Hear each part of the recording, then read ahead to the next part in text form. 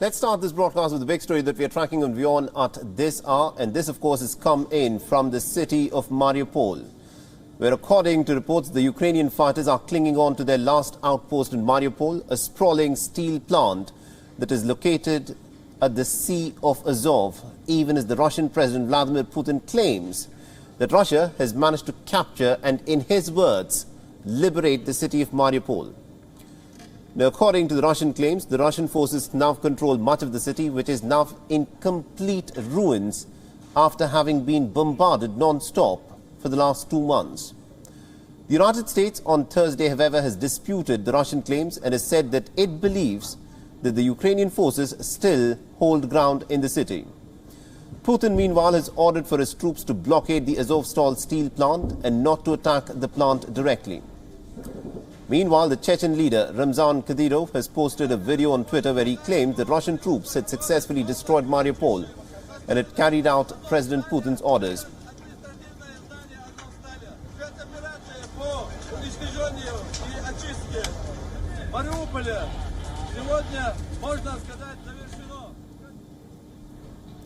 Ukraine, meanwhile, has appealed for an immediate humanitarian corridor in Mariupol, which will allow for civilians and wounded fighters to be evacuated from the steel plant. And Ukraine's foreign ministry has said that the trapped civilians had almost no food or water or essential medicines. While buses had been arranged on Thursday, only around 80 people had been evacuated.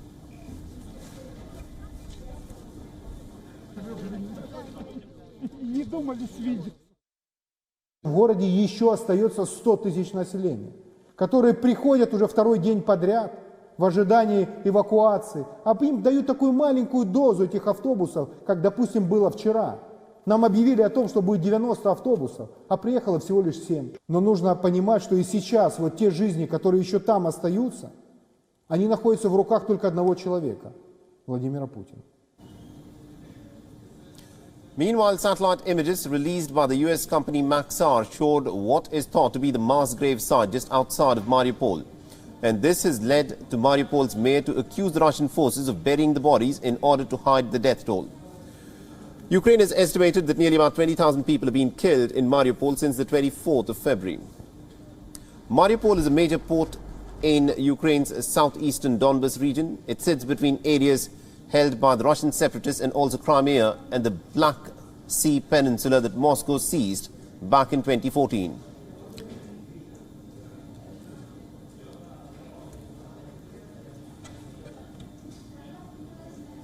All right, now to give us more insights in terms of what's actually happening in terms of the control of Mariupol, we are joined in by Laura Mackin-Ishod, who's joining us live from Riga in Latvia. Laura, thank you very much indeed for taking time out and speaking to us here on WION. Now, this is a claim that the Russians have been making that they've managed to capture the whole of the city of Mariupol except for that steel plant, but the Americans are disputing it. Is there any way of independently verifying as to what exactly is the status of Mariupol at this point of time?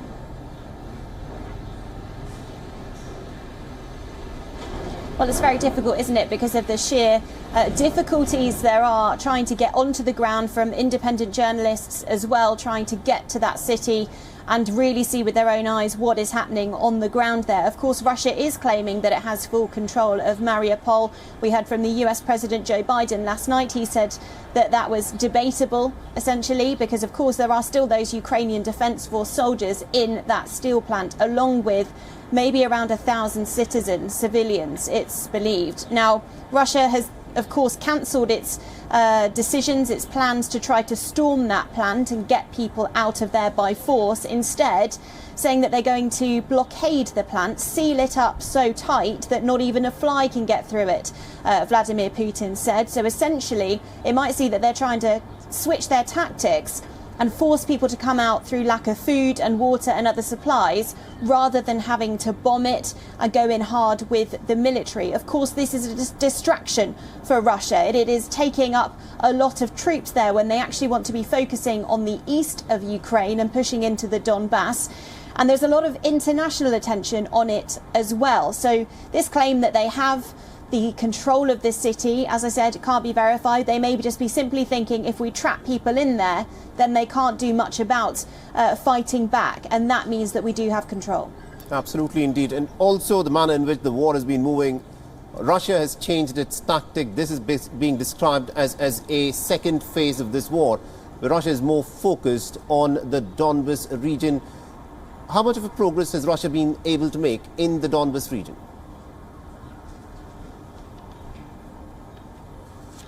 Well, it's moving quite slowly. It's definitely a slower pace than the Russian authorities had hoped for.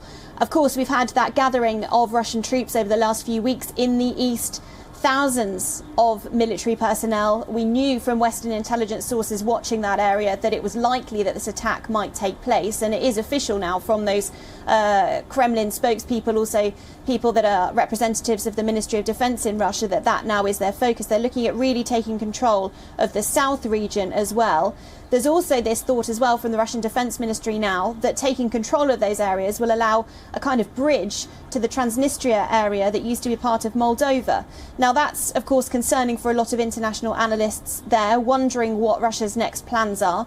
There's around 1,300 Russian troops within that part of Moldova that was almost annexed, I suppose, in 1992 after a bit of a civil war in the country. The president of Moldova has asked for Russian troops to withdraw.